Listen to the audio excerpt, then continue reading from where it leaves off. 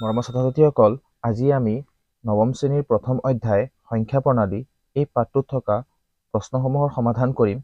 লগতে এই পাঠটোৰ বিষয়বস্তুসমূহ বুজিম।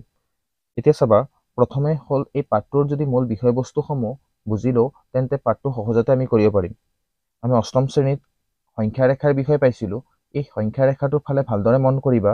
সংখ্যা ৰেখাৰ শূন্যৰ সোঁফালে কি হয়, এই সোঁফালে কি হয় প্লাছৰ সংখ্যা আৰু বাওঁফালে কি হয় মাইনাছৰ সংখ্যা। ইয়াত চাবা, উদাহৰণ এটা দিয়া আছে। এতিয়া ধৰি লোৱা হ'ল সংখ্যা ৰেখাৰ খোজকাঢ়ি গৈ থাকোঁতে কিছুমান সংখ্যা বুটলি গৈ আছা। এইবোৰ ভৰাবলৈ মোনা এটা সাজু কৰা। ইয়াত ভালদৰে মন কৰিবা, এই মোনাটোত কি দিয়া আছে, এন নামেৰে চিহ্নিত কৰা আছে। এই এনে কি বুজায়, মন ৰাখিবা, এন প্ৰতীকেৰে সূচিত কৰা হৈছে। মানে এন প্ৰতীকটোৱে স্বাভাৱিক সংখ্যা সূচিত কৰে। স্বাভাৱিক সংখ্যা বুলিলে কি বুজো, যিবোৰ সংখ্যা আমি গণনা কাৰ্যত ব্যৱহাৰ কৰোঁ, যেনে 1, 2, 3, 4, এই সংখ্যাবোৰক কি বুলি কোৱা হয়, স্বাভাৱিক সংখ্যা বুলি কোৱা হয়। ইয়াত চাবা আকৌ আৰু এটা মনত কি দিয়া আছে, ডব্লিউ দিয়া আছে। এই ডব্লিউটোৱে কি বুজায়, হোল নাম্বাৰ, যাক পূৰ্ণ সংখ্যা বুলি কোৱা হয়। পূৰ্ণ সংখ্যাৰ সংগ্ৰহটোত চাবা, এই মোনাটোত শূন্যৰ পৰা কি হৈছে, সংখ্যাটো আৰম্ভণি হৈছে। মানে 0, 1, 2, 3, 4 এই সংখ্যাবোৰক কি বুলি কোৱা হয়, হোল নাম্বাৰ, পূৰ্ণ সংখ্যা বুলি কোৱা হয়। একেদৰে ইয়াত চাবা আৰু এটা মোনা দিয়া আছে, য'ত জেড বুলি দিয়া আছে। এই জেডটোত চাবা, এই মোনাটোৰ ভিতৰত কি আছে, 0 আছে, মাইনাছৰ সংখ্যাও আছে আৰু প্লাছৰ সংখ্যাও আছে, মানে ধনাত্মক আৰু ঋণাত্মক। আৰু এই সংখ্যাবোৰক কি বুলি কোৱা হয়, অখণ্ড সংখ্যা। ভালদৰে মন কৰিবা, সংখ্যা প্ৰণালীত আমি কি পাইছিলোঁ, স্বাভাৱিক সংখ্যা, যাক নেচাৰেল নাম্বাৰ বুলি কোৱা হয়, ইয়াক এনৰ দ্বাৰা চিহ্নিত কৰা হয়।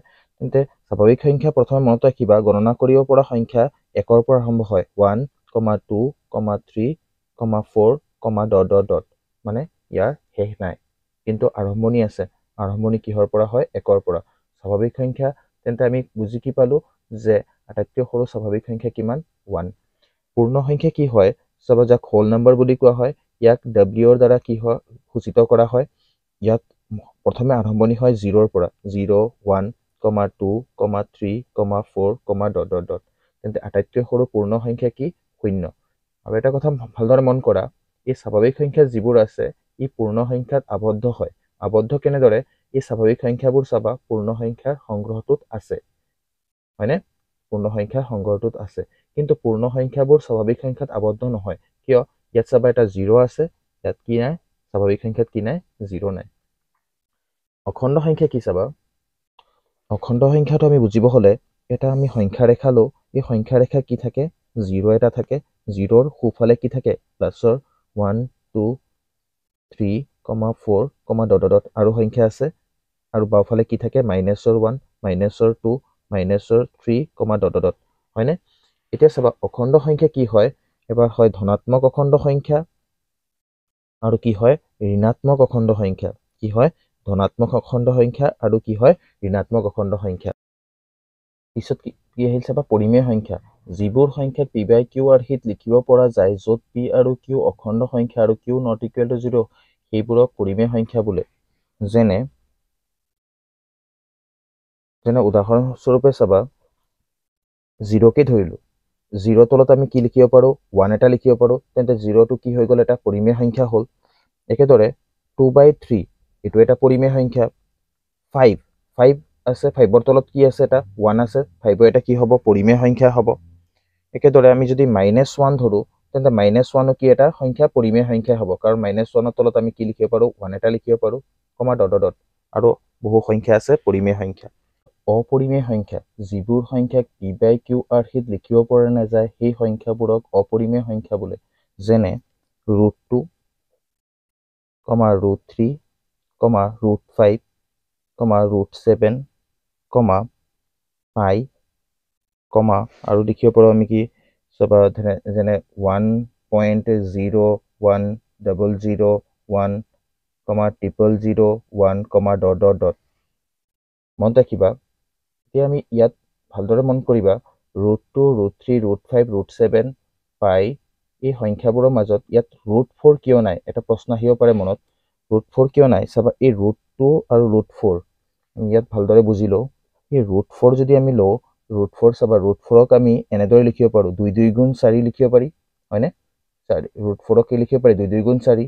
ইয়াক আকৌ এনেদৰে লিখিব পাৰি 2 ৰ স্কয়াৰ বুলিও লিখিব পাৰি স্কয়াৰ আৰু ৰুটে কাটি যায় ৰখি যায় কিমান 2 হয়নে 2 এটা পৰিমেয় সংখ্যা কিয় কাৰণ 2 ৰ তলত 1 লিখিব পাৰি কিন্তু চাবা √3 এই √3 ক বাৰু এনেকৈ ভাঙিব পাৰিম না আমি নোৱাৰো এই কাৰণে এই √3 কি হৈ গল এটা অপৰিমেয় সংখ্যা কাৰণ √3 ক আমি বৰ্গমূল নিৰ্ণয় কৰিব নোৱাৰো বৰ্গমূল নিৰ্ণয় কৰিব পাৰিম নেকি নোৱাৰো সেই কাৰণে √3 এটা কি সংখ্যা অপৰিমেয় সংখ্যা আকৌ √4 এটা কি হ'ব পৰিমেয় সংখ্যা √4 এটা কি হ'ব পৰিমেয় সংখ্যা বুজি লবা দেই √4 এটা কি সংখ্যা পৰিমেয় সংখ্যা এতে ইয়াত আমি √4 ও দিব পাৰিম পৰিমেয় সংখ্যা কি দিব পাৰিম √4 ও দিব পাৰিম কমা ডট ডট √4 এটা কি সংখ্যা পৰিমেয় সংখ্যা অনুশীলনী 1.1 ৰ 1 নম্বৰ কোৱেশ্চনটো কি দিছে চাবা শূন্যটো পৰিমেয় সংখ্যা হয়নে ইয়াক p/q হিত প্ৰকাশ কৰিব পাৰিনে ইয়াত চাবা আমাক সুধিছে শূন্যটো পৰিমেয় সংখ্যা হয়নে শূন্য এটা দিয়া আছে এই সংখ্যা শূন্যটো কি পৰিমেয় সংখ্যা নেকি আমাক সুধিছে চাবা এই শূন্য মানে পৰিমেয় সংখ্যা কাক বোলে যিবোৰ সংখ্যা p/q হিত লিখিব পাৰি হয়নে এই চাবা যত q not equal to 0 আমি কি পাইছিলো পৰিমেয় সংখ্যা কাক বোলে যিবোৰ সংখ্যা p/q হিত লিখিব পৰা যায় যত p আৰু q অখণ্ড সংখ্যা q not equal to 0 সেই সংখ্যাবোৰক কি বুলি কয় পৰিমেয় সংখ্যা q কত আছে চাবা হৰত আছে এই চাবা এই শূন্যৰ তলত যিকোনো সংখ্যা থাকে তাৰ তলত কি লিখিব পাৰো এটা 1 লিখিব পাৰো আমি ইয়াত চাবা p কিমান হল আমাৰ 0 আৰু q কিমান হল 1 ইয়াত আমাক কৈছে যে q not equal to 0 q কেতিয়াও কি হ'ব নোৱাৰিব 0 হ'ব নোৱাৰিব কিন্তু আমি 0 ৰ তলতো 1 এটা লিখিব পাৰো হয়নে এইভাবে কি হ'ব শূন্য এটা পৰিমেয় সংখ্যা হয় ইয়াক আমি কি কৰিব পাৰো p/q হিত প্ৰকাশ কৰিব পাৰো চাবা কেনেকৈ লিখি উত্তৰটো সলিউশন শূন্যটো পৰিমেয় সংখ্যা হয় কাৰণ ইয়াক p/q হিত প্ৰকাশ কৰিব পাৰি যেনে 0 ইকুৱেল আমি কি লিখিব পাৰো 0/1 0/2 লিখিব পাৰো 0/3 লিখিব পাৰো ডট ডট ডট হয়নে 0/4 লিখিব পাৰি অগণন আছে সেই হবনে নহয় ইয়াত চাবা ইয়াত কি লিখিম আমি ইয়াত p/q অখণ্ড সংখ্যা p/q অখণ্ড সংখ্যা আৰু q not equal to 0 কাৰণ q ৰ মান কি নহয় ইয়াত 0 নহয় এটি হল কি ইয়াৰ এনসাৰ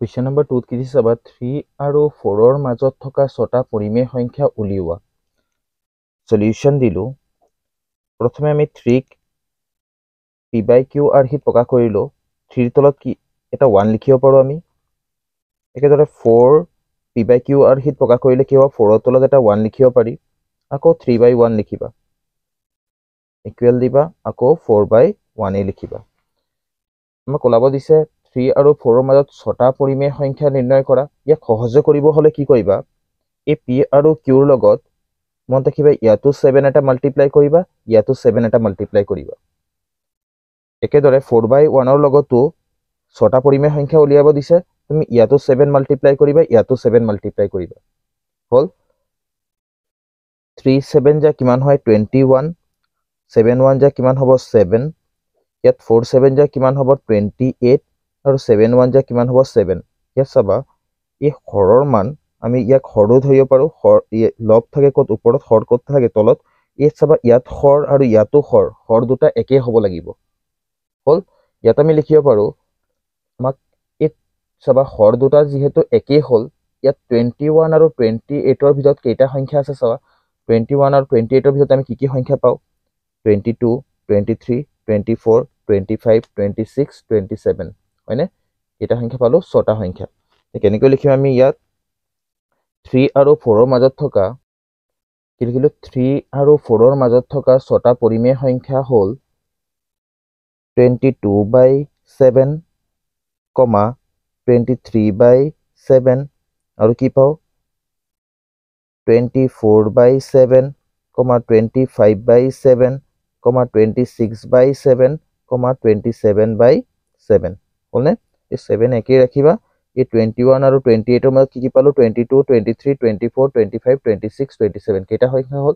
1 2 3 4 5 আৰু 6 এটি হল কি ইয়াৰ এনসাৰ কোৱেশ্চন নম্বৰ 3 কি চাবা 3/5 আৰু 4/5 ৰ মাজত থকা পাঁচটা পৰিমেয় সংখ্যা উলিওৱা প্ৰথমে 3/5 ইয়াত p/q আকাৰত দিয়াই আছে আমাক আকৌ 4/5 লিখিবা ইকুৱেল আমি 3/5 লিখিব পাৰোঁ, আকৌ 4/5 লিখিম।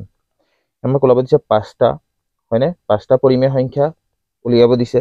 ইয়াক 6 দি পেলাই মাল্টিপ্লাই কৰি দিয়া হৰ আৰু লবৰ লগত। ইয়াতো 6 দি পেলাই মাল্টিপ্লাই কৰি দিয়া হ'ল। এতিয়া চাবা 5 6 গুণ কিমান হ'ল 30 আৰু 3 6 গুণ কিমান হ'ল 18। ইয়াতো চাবা 5 6 গুণ কিমান হ'ল 30 আৰু 4 6 গুণ কিমান হ'ল 24। এতিয়া চাবা 18 আৰু 24ৰ মাজত কি সংখ্যা আছে? 19 20 21 22 23। কেইটা সংখ্যা পালো? 5টা। ইয়াক উত্তৰটো আমি কেনেকৈ লিখিব পাৰোঁ চাবা। এতেকে 3/5 আৰু 4/5ৰ মাজত থকা 5টা পৰিমেয় সংখ্যা হ'ল 19/30, 20/30, 21/30, 22/30, 23/30। হ'লনে? 18 আৰু 24 কি পালো? 19 20 21 22 23। এটা, দুটা, তিনিটা, চাৰিটা, 5টা। এইটোৱে হ'ল কি ইয়াৰ এনসাৰ। কুৱেশ্যন নম্বৰ 4ত কি দিছে চাবা, তলৰ উক্তিসমূহ সঁচা নে মিছা লিখা। আৰু প্ৰশ্নটো আৰু দিয়া আছিল আৰু অলপ অংশ উত্তৰসমূহৰ সমৰ্থনত যুক্তি উল্লেখ কৰা। যুক্তিও লিখিব দিছে। 1 নম্বৰটো দিছে চাবা কি প্ৰতিটো স্বাভাৱিক সংখ্যা এটা পূৰ্ণ সংখ্যা। প্ৰতিটো কি দিছে? স্বাভাৱিক সংখ্যা এটা কি দিছে? পূৰ্ণ সংখ্যা। এই চাবা স্বাভাৱিক সংখ্যা কি আছিল? 1 2 3 4 5 ডট এই সংখ্যাবোৰক কি বুলি কয়? স্বাভাৱিক সংখ্যা। আৰু পূৰ্ণ সংখ্যা কি হয়? 0 1 2 3 4 ডট এই সংখ্যাবোৰ হ'ল পূৰ্ণ সংখ্যা। এতিয়া কৈছে প্ৰতিটো স্বাভাৱিক সংখ্যা এটা পূৰ্ণ সংখ্যা হয়, কাৰণ স্বাভাৱিক সংখ্যাবোৰ চাবা পূৰ্ণ সংখ্যা। উত্তৰটো কেনেকৈ লিখো চাবা। উত্তৰ চাবা, উক্তিটো সঁচা কাৰণ পূৰ্ণ সংখ্যাৰ সংগ্ৰহটোত আটাইবোৰ স্বাভাৱিক সংখ্যা। 2 নম্বৰটো কি চাবা, প্ৰতিটো অখণ্ড সংখ্যা এটা পূৰ্ণ সংখ্যা। চাবা অখণ্ড সংখ্যাবোৰ কি আছিলে? ঋণাত্মক আৰু ধনাত্মক আছিলে। এতিয়া চাবা পূৰ্ণ সংখ্যা কি আছে? 0 1 2 3 4 ডট এই সংখ্যাবোৰ আছে, হয়নে? ইয়াত ঋণাত্মক সংখ্যা আছে নে? নাই। তেন্তে কি হ'ব? ঋণাত্মক অখণ্ড সংখ্যাবোৰ কি নহয়? পূৰ্ণ সংখ্যাৰ সংগ্ৰহটোত নাই। উত্তৰত কেনেকৈ লিখিম চাবা। উত্তৰ চাবা, উক্তিটো মিছা কাৰণ ঋণাত্মক অখণ্ড সংখ্যাবোৰ যেনে -1, -2, -3 ডট এই সংখ্যাবোৰ পূৰ্ণ সংখ্যা নহয়। কুৱেশ্যন নম্বৰ 3 কি চাবা, প্ৰতিটো পৰিমেয় সংখ্যা এটা পূৰ্ণ সংখ্যা। উক্তিটো মিছা কাৰণ 2/3 এটা পৰিমেয় সংখ্যা কিন্তু পূৰ্ণ সংখ্যা নহয়।